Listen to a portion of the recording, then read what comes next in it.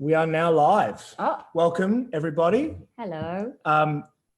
Welcome to In Conversation with Andrew Bovell. We'd like to start by just acknowledging the Bidjigal and Gadigal people of the Eora Nation that Alex and I, we meet on their land today. We'd like to extend our respects to elders past and present and any Aboriginal and Torres Strait Islander people watching this today. Today we have Andrew Bovell here with us. He needs no introduction, but he is one of Australia's most respected and successful playwrights. His work has been produced extensively throughout Australia and internationally. And he's also a screenwriter with a long list of films, some of which have been adapted from his own plays. Welcome, Andrew. Lovely to meet you. Thanks for having me, guys. It's a pleasure to be here. Very excited to have you. We'd like to start by just asking about, we heard that you're currently adapting a play of yours, Things I Know to Be True, to be a television series. And we realized that this is something that you've done quite often with your plays. And we'd really love to know what the process of adapting a stage play into a film is like. What are the differences there, and what makes, what's that process like? Look, that's an enormous question, and look, I think each project demands its own kind of process. There's no singular approach, and with Things I Know to Be True, it's moving from a stage play of roughly 2 hours length, and a very formal structure, to a 6-hour TV series, a 6-episode television series. So that's a huge expansion of the narrative involved. And just to give you some history, that Amazon have bought the project, which is really exciting, and Nicole Kidman's going to play the lead character of the mother. She actually saw the play at Belvoir Street, Neil Armfield's production. So it was originally done here in Adelaide and in the UK in a joint production between State Theatre Company and Frantic Assembly, a physical-based company out of London. So a very particular production with a lot of choreography. And it was since done in the States and a really interesting production in Spain. And then Neil did a production at Belvoir. So it's had this lovely kind of international production history of, and it's a story about an Australian suburban family, really. And then Nicole came to the very final matinee on a Sunday and had a really strong response to it, and was interested in doing a production in the States. And then COVID happened. So all of that kind of changed. But in the meantime, I had been adapting it for Matchbox Pictures here. And then Nicole read the 2 screenplays I'd done and had enough confidence in the way we were doing it and in the approach to come on board with her company, Blossom. And with that came Amazon and a whole shift in perspective and an expansion of the kind of size of the series, I guess. In terms of approach to the adaptation, so for those of you who don't know the play, it's set over the 4 seasons of a year, and each season focuses on one of 4 adult children in a family as they go through a particular crisis around their identity. And it looks at the impact of their decisions and their choices that they make on the parents and their marriage. So it's essentially a family drama, but it's structured around the 4 seasons of the year. And then the television series has maintained that year structure, but each episode focuses on the 4 adult children, and then the 5th on Fran, the mother, and the 6th episode is on Bob. And I guess, each of those characters forms the heart of each of those episodes, and the crisis that each of them goes through. And really, I guess you know, it's about change. It's about a changing world and the kind of changes we go through personally. And the challenge has been to take what was quite a distilled, focused scene in the play, in which essentially, like for instance, the eldest daughter comes home and says she's leaving her marriage and she's going to go and work in Canada and she's leaving her kids at home. So that's the crisis. But in the television drama, we follow that journey. She goes to Canada. We examine her life there, the choices she's made, the struggle between here and there. So essentially, the adaptation has been a process of expansion, where on something like Lantana, which came from a play called Speaking in Tongues, it was much more a distillation. You know, you're having to. The play was much more it was an ensemble play, and I had to try and hang the story of the film on a single character, on Leon Zack, the policeman, where the play is much more of an ensemble. Each of the characters get equal weight. So hence, you know, it depends what the medium is, if it's television or it's film, but it also depends on the particular nature of the story you're telling it. Yeah, of course. So you would have found at some points, maybe in the adaptation of Things I Know to Be True, perhaps as you're distilling that as a play form, you move it into a television format and suddenly you're able to maybe like bring some scenes back maybe that you were thinking of cutting out, or is that something that ever happens? Or yeah, look, it was a real challenge because I knew these people they were so contained within their particular experience of the play. So the story of the youngest daughter, Rosie, she goes off to Germany. She travels through Europe, and hoping that it's going to be an enlightening experience and transform her life. And she's quite a romantic, but in fact, it's really lonely and she's really struggling. And she doesn't know how to be away from her family yet. She's too young and doesn't know enough about the world. And she hooks up with this Spanish guy and he breaks her heart. And she knows that she has to go home. And she goes home and she basically says, you know, it's the whole series of plays, the story of her rite of passage, her growing up, as she returns home and watches her older siblings make these huge transformations in their life. And by the end of that year, she goes, okay, I'm ready to begin. I'm ready to be an adult. But in her story in the play, she wasn't ready to be an adult. And all of that story about her in Europe is contained in a monologue. She stands in front of stage and she just goes, this is what's happened to me. And she tells us in the first 10 minutes of the play, this is my story. Well, you can't do that in a television episode. So you have to dramatize all of those things that happened to her. But also, you know, we had to deepen the experience a little bit, raise the stakes, I think, to sustain a television hour. In the play, she forms one section of the play, but in the TV series, she has her whole episode. So a lot more, I'm not going to give any spoilers away, but a lot more happens to her naturally in the television series. She gets into deeper trouble, deeper emotional and psychological trouble as a young girl away from home. So it's, you know, having your heart broken's bad enough, but she goes through some tougher stuff than that. So she brings a more complex journey, a more complex experience back to Australia. Yeah, wow.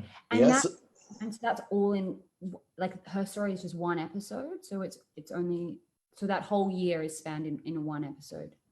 No, so each episode roughly corresponds to a season. So Rosie is in summer. So she goes away to Europe at the beginning of our summer into a deep European winter, and then returns sort of at the end of that 3 months later. Okay. But she remains as a character throughout the whole 6 hours, but the focus, her story, is the first episode. Right. If that makes sense, yeah? Yeah, so like you've got like the meat of her story in her own episode, but she'll still trickle into the later episode. Absolutely, yeah. So it's a series in which the point of view or the focus shifts between the 6 characters over the 6 episodes, and yet their stories still need to be advanced across the others. So where one is the A story in one episode, they become a B story in the other subsequent episodes. Right. If that makes sense. Sounds so cool. You've worked a lot across film and screen, as we're touching on a lot now. We were wondering, did you have was there a first love there? Was there a first preference, or was there something that got you into writing? Was it novels or stage or screen, or was it kind of a bit of everything? No, it's stage for me, and it continues to be the stage, the theatre. I find a lot more freedom as a writer writing for theatre, writing for performance.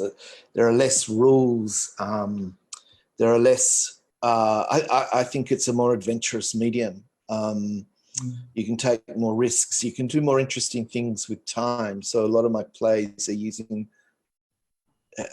have a kind of unusual approach to how time is managed as a kind of narrative device, I guess. You can do that in film, but it's just harder. Film is essentially a medium that demands chronology. That doesn't mean there's not exceptions, really interesting exceptions, but essentially in a film, particularly in a feature film, you start at the beginning and you move through to the end. You take an audience through that experience. But in a play on the stage, you can go sideways, backwards, forwards. You can do all of that. Yeah. And I also find it a more poetic medium. I just simply love writing for actors, love creating the words that they say that inform the kind of physicality of their character. And I've just got much more freedom in the theatre to do that. It's a more verbal medium, where film is, I always talk about film as being akin to poetry. You're trying to express the maximum amount of meaning as you can with as fewer words as possible, where the theatre is more, more novelistic in a way, because you're allowed to go inside a character's head through the medium of monologue or through all sorts of kind of theatrical devices. You can get inside your character's interior world in a different way on the stage. And I love what the culture of theatre is. I love coming together with actors and directors and designers and creating something together in the room and making all those discoveries that you make in rehearsal.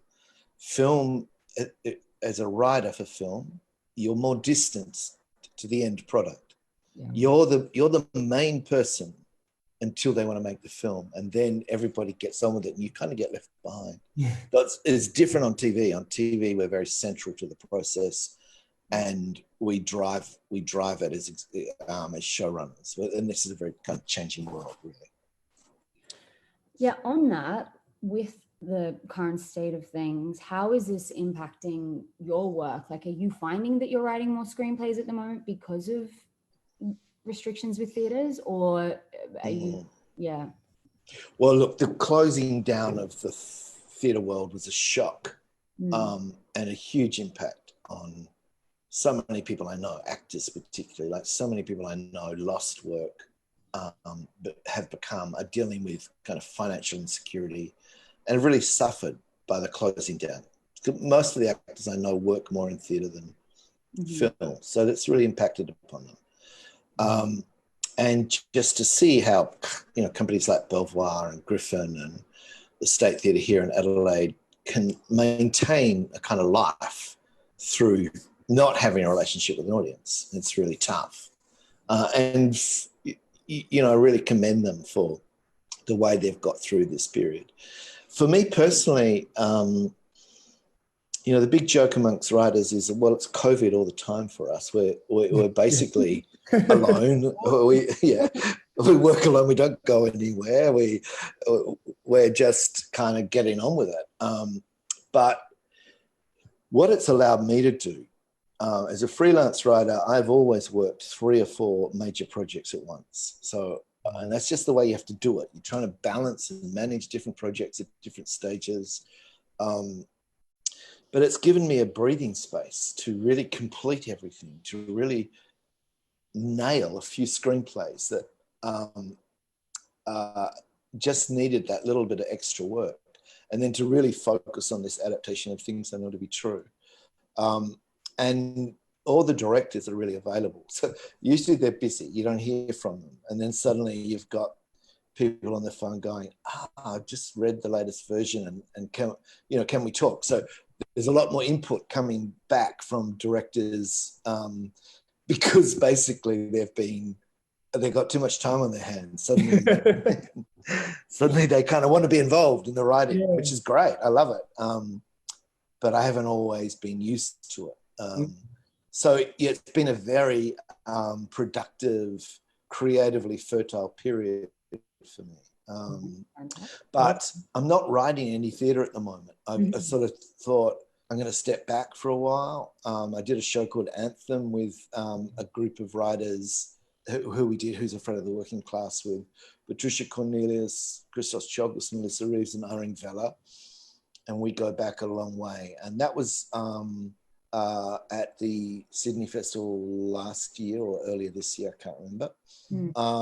And after that, I just thought, I'm a little unsure about where I want to go next in theatre. So I'd already made the decision to not write a play. It takes me 2 to 3 to 5 years to actually work on a play. I'm not like one of these writers that writes a play every year. They marinate for a long time before I commit to it and actually write it. So I'm just sort of sitting back and seeing what's the next step for me. And so like when you say like marinate, are you saying like 2 to 3 years you'll just like let stuff wash over you, you'll be in developments, but you won't actually physically write anything till 2 or 3 years after? Yeah, and sometimes I don't even know it. Like there are kind of ideas, like Things I Know to Be True is actually the kernel of that idea, a play about a family. Maybe it was something that I thought about 10 years ago. And then it wasn't until 2016 where Geordie Brookman at the State Theatre Company and Scott Graham at Frantic wanted to commission me to do a piece. And we came together as a workshop, explored a lot of ideas. And it's like within the context of that workshop, I found a home for that idea that I'd been carrying and going, there's a story there I want to tell. There's a story there I want to tell. And sometimes you've got to find the right people to tell it with. So the story I'd want to tell at the moment, it's got some Indigenous content in it, and it's just, or an Indigenous character, several. And we're just at a moment in our cultural history where it might not be right for me to tell that story, even though it's not in any way culturally sensitive. But this is a moment where writers like me that have had access and great access to tell whatever story I want need to be careful and to step back and to create a space for other people to talk about these ideas. But it's hard. For me, one of the great kind of things that I've treated in my work is racism and our history and the way those two things intersect. So I still want to talk about that. I want to talk about how this country was built on a set of untruths, how this white country was built on a set of untruths. That remains a really important story for me to tell as a playwright, but I'm not sure this is the right moment for me to tell it. If that makes sense. Yeah. It's interesting. You're talking about before, like your plays having a relationship with time. That's the way that you kind of weave time throughout your plays and play with chronology. For context, we've just been in a play, we're in a production of When the Rain Stops Falling, which is, you know, famously it's chunked up and it has multiple little climaxes and these beautiful stories woven together. I was wondering, in terms of specifically writing a story like that, where you have so many different start points and end points and so many different moments of crisis and climax. What's your entry point for a story like that? Where do you even begin? Because for me, thinking about writing something like that, it's overwhelming. There's too much, there's too many cogs to think about. Do you write it chronologically first, or do you enjoy kind of weaving it as you go? So in the process of doing it, you make discoveries about the nature of the thing you're trying to make. So it's never there at the beginning. It's never like, oh, I'm going to write a really chronologically convoluted play that's going to confuse everybody. That's not the aim. But, you know, I talk about, you know, I use the analogy of a sculptor. So a sculptor begins with a material. It might be a lump of clay or it might be a block of wood. Now they have an idea of the form that they're searching for within that material. They might want to carve the figure of a reclining woman. So they begin to work the material to try and realize that form. But if they don't learn from the actual materials that they're using, the way the layers of sediment within that block of clay inform where you need to go, or the nature of the piece of stone you're working with, then you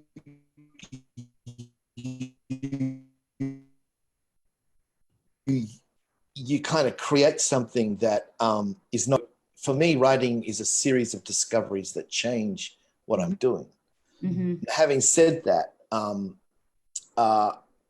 When the Rain Stops Falling came out a collaboration and a series of workshops in which we made discoveries about simultaneous action on stage.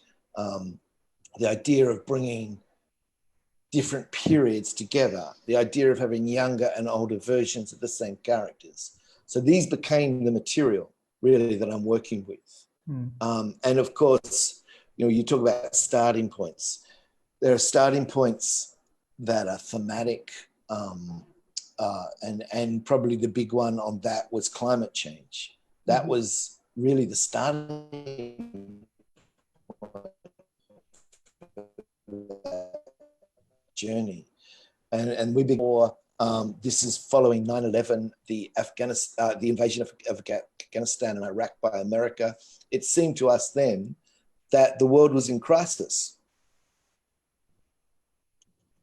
And the nature of our future points, that we began to investigate a world, create a world, I guess, and within that world of image and ideas, like, you'll know, you know, one of the very first lines of dialogue I wrote on that play was "How's it?" and his response, "Fine." And you two played those two characters, mother and son, and within those two lines is the whole play, because there is so much subtext in that question. How's the soup? Fine. It's just that I didn't know what to make for you or something. What's the line? I wasn't sure what to give you. I wasn't sure what to give you. For a mother to say that to a son immediately tells us so much about the relationship. I wasn't sure what to give you. I don't know who you are. And immediately that play starts to. So Harold Pinter always said, when he said, "What's this?" When he was asked what these plays are about, he would say, "This is a play that begins with this line of dialogue and it ends with that line of dialogue." In other words, for him, he never had a big idea. He discovered it along the way. It began with the first line and then moved on Each line suggests the next, and you discover so much. So that's a bit of the approach. But you're right. When the rain starts falling, is a series of relationships, interconnected relationships that unfold over time. And with a play like that, the big discovery for me was about what to hold back, what not to reveal, or when to reveal it. Right. So it becomes this amazing kind of puzzle and jigsaw puzzle that an audience are engaged with piecing together. And you take a big risk on a play like that. The first 20 minutes of it are really, it's frustrating for the audience. They don't know where everybody fits. Yeah. And why do we have so many starting points? But then the penny starts to drop. That person, or it's related to that person. That person is the younger version of that person. Yeah. And so you start to build up a set of knowledge about this world and make the discoveries in watching it, which is such a more active way to view a play than just sort of having the story kind of already clear, given to you. So the play is demanding on its audience. But its starting points are many. They're thematic, they're character, they're structural. For me, I'm a real structuralist. I need to know the shape of something before I can fill it, if that makes sense. Yeah, of course. Yes. So I do a lot of diagrams, a lot of kind of patterns, a lot of lines of connection about how this might inform this and how this might work with this. And you'll see that with plays like Speaking in Tongues, When the Rain Stops Falling, Things I Know to Be True. They all have patterns and structures that hang over them. I don't know why, that just sort of helps me make decisions, because so much about writing is, okay, it can be anything. So where do you begin? How do you start containing what it can be? How do you start narrowing the choices, building the human landscape that you want to investigate? And somehow shape, structure, form allows me to do that. Yeah, that makes sense. It's interesting with the puzzle of When the Rain Stops Falling. A lot of people came and saw it like 2 or 3 nights, just because like I had people say like, I didn't understand your character at the start. Like I just didn't get her until like 15 minutes in, when you start to understand her history and why she's behaving like she is. But people wanted to come back knowing that and just like see it unravel without trying to put it together. That's kind of interesting. Yeah. So, I mean, there's subtext. I think subtext is a really vital thing in a story. There's what we see on the surface, which is in your case, a mother and son having a fairly strained lunch. So immediately you kind of start going, okay, well, what's going on between them? What's beneath the surface? And I think that's a really important question to ask the audience. And I wonder if we're getting lazy, or as an audience, that we get frustrated if the work is not revealing itself immediately to us. So the kind of beauty of the structure of that play is that one part is the subtext of another part. And all these parts are moving forward at the same time. Yes. So yes, you've got this awkward lunch, and it's a really hard job for those 2 actors that play those 2 roles, because essentially they've got to bring us into the play, and everyone's going, what? This is not a very interesting scene. This is a mother and father son who aren't saying much and seem pretty hostile and uptight. We don't know why. And there's just been this huge long monologue that's gone on for 20 minutes and told us so much about nothing. I don't get how that relates to this. And then you 2 have to come on and eat soup. So it's a hard scene. But there's so much going on. So with hindsight, as you get deeper into the play and you know the history, what's happened to that woman and how that is played out on her, the way she's brought this son up. So when that revelation happens about what is the nature of her pain and her burden, and you reflect that back onto, her line, I will be silent. It will kill me and it will kill him, but I will be silent. when she says that, we go, oh my God, now I kind of understand everything. Yeah. And it's such a huge payoff. It's incredibly rewarding. There's a flip side of all of that. The beginning stuff, I had a lot of people come up to me and say, that play is so good at taking you along with it, because you are confused in the beginning. But a lot of people were saying that they figured out, I won't spoil anything for people that are watching, but that moment in the car where Gabriel finds out what happened and what happened to his dad. And a lot of people said that their experience of watching the play was that everything clicked just before she asked the question, which is really, I think, which was very rewarding for people. And it makes that frustration in the beginning have such a purpose, and it has such a weight and a reward to it. Yeah. And also mirrors Gabriel's internal world as well, because like as it's all clicking for the audience, all the pieces are clicking for him too, which is incredible. Yeah, that's right. So you try or what I tried to do in that play is try and not let the audience know too much more than Gabriel Law knew. So when we really landed that moment in the car, as he understands the enormity of the questions he's carried throughout his life, he finds the answer in the moment.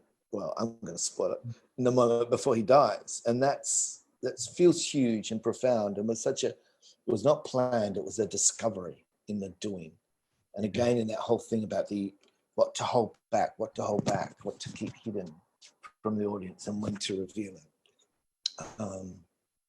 Yeah. And you can feel a shift in the audience after that reveal happens. It's completely different after that moment. Well, I reckon the moment happens earlier than that. There is a moment that, like, we deliberately didn't have an interval. I don't know if you guys put one in, but I really regret it when people do have an interval. It's like a spell, and you got to get up from your seat and go out to the toilet or have a drink, and the energy of that play dissipates. And because it is hard to carry all the information, I always fear that people are going, you know what, let's go and have dinner. This is too hard. So it's better to keep them there till the end, because it's such an enormous payoff. And it's a kind of mesmeric work. It kind of works on you. It accumulates its feel, its atmosphere. And you don't want to break that if you can. I'm going to just sidestep a little bit. We wanted to know, because your plays have been put on in so many different countries around the world, like London, New York, and New Zealand, and Canada. And we know that in Things I Know to Be True, like some of the context was changed in terms of where they were coming from. Does that happen? Like, how much do works change when they're put on overseas, or don't they at all? Do they stay the same, do you find, with your works? Essentially they stay the same. Like, it's the same with Things I Know to Be True. We did, when it was done in the States, we made it an American family. Everywhere else it's always been an Australian family, even in Spain. You know, the references remain Adelaide, they remain Australian. But, you know, the Spanish goes, we get this. We understand strong mothers. We understand the kind of power of familial love and the conflict. This is completely familiar to us. We don't need to make this a Spanish story. In fact, it's wonderful to have an Australian story here in Madrid or Germany, because it reminds us that we share so much in common. We're not as different. America's a different thing. It's such an enormous audience, and they just, it's hard to do the Australian accents there. And so the director and I talked about it for a long time, and eventually I said, okay, let's set it in the Midwest. It just allowed that American audience a stronger point of access. So rather than, oh, this is a story about, you know, an Australian story, something other, something different to us. it was easier for the American audience to go, this is about us, if that makes sense. Yeah. Yes. So, but a lot of the language therefore had to change. Yeah. They just use, but it's in small ways. They talk about a garden is a central image in the play, and it transforms over the 4 seasons. So if you set a play in America, those 4 seasons, a garden in those 4 seasons is very different, because there's much bigger differences between the seasons. Yeah. There's snow. Therefore is much more pronounced. The seasons is more subtle. So yeah, there's things like that, and there's just a different colloquial language used in the States than there is here in Australia. So did you find with those little tweaks the play changed dramatically, or not really? No. Look, I just think it didn't change dramatically. It remains the same emotional experience, except I would say that there's a trans character in this play. Her name's Mia, and the moment in the play that we share with her is the moment in which she comes out to her parents, and she says, "I'm a woman," and the focus of the play is on the impact that has on her parents, who have a much who don't handle it very well. In fact, it really spins them out, and they don't deal with it at all. And it's very painful for Mia. I worked with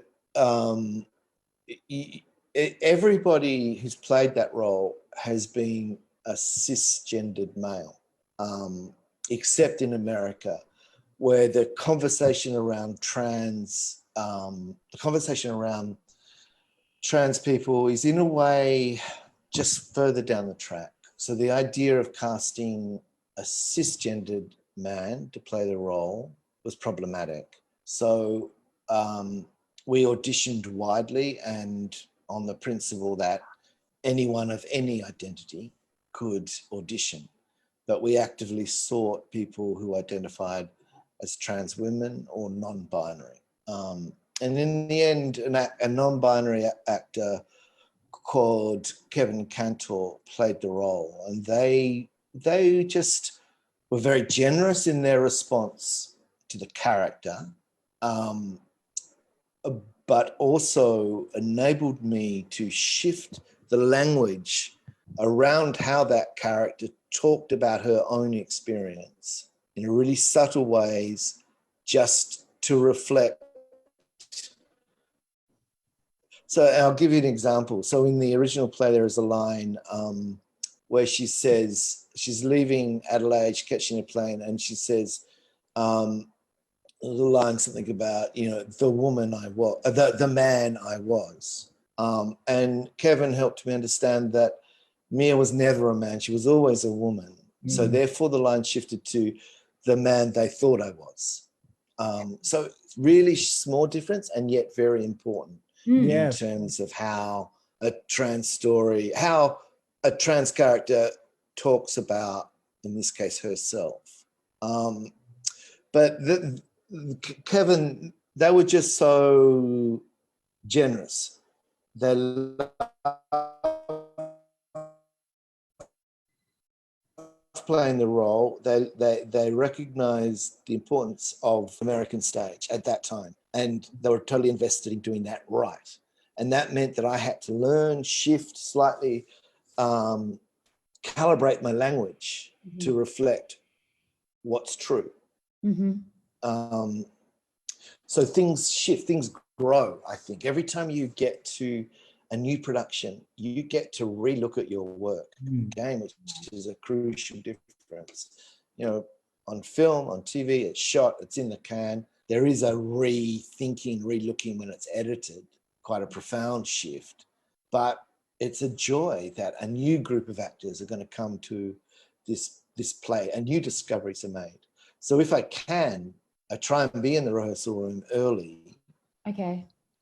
Just to sort of recalibrate, see if we can improve it, because it's an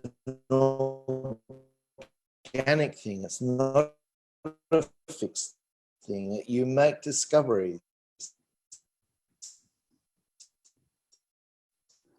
A certain actor brings something, opportunity. So you try and use that opportunity. You go, you know what, I have to let this go. I have to let people, I can't manage this anymore. I can't keep improving it, changing it. In fact, I'm saying that's where I am with When the Rain Stops Falling now. That's very much, yeah, right. You know, it's what people make of it and how people want to do it is fine. Yeah, interesting. What was the last production you saw of When the Rain Stops Falling?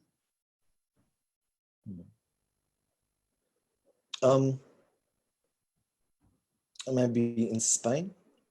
Okay, cool. Cool. In 2018, I think. I feel like that's the last. I really hope that one day an Australian director wants to relook at it. I really loved the original production by Chris Drummond and Brink.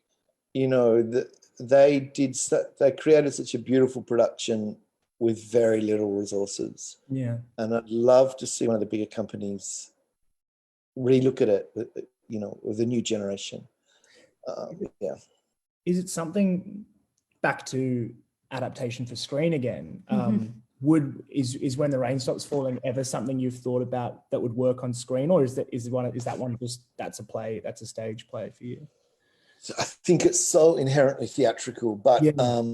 There was a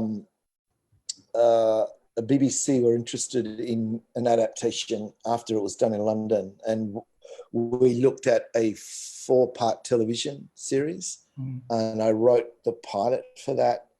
I just think it lost something. Yeah, it lost that all experience, you know, that incredible payoff, that big revelation. It's hard if you're going to get that 4 episodes later.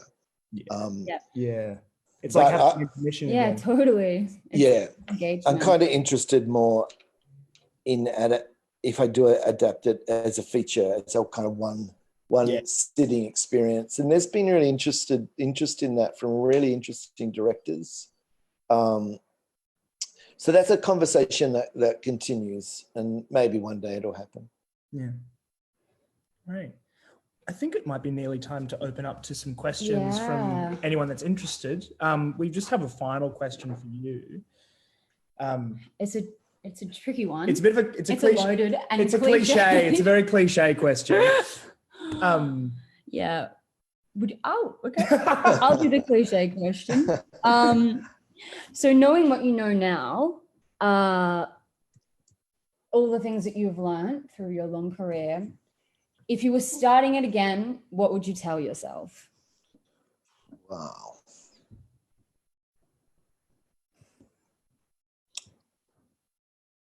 Look, I had no idea how much work is involved in making something good.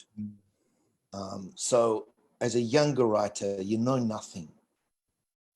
So you don't know any rules. You don't know actually what's required. So you jump in with a great deal of courage and heart and openness. And I would hope that I've never lost that. So for me, every act of writing has to be an act of courage. You've got to put something on the line, even if it's your reputation, even if, you know, because people are going to react.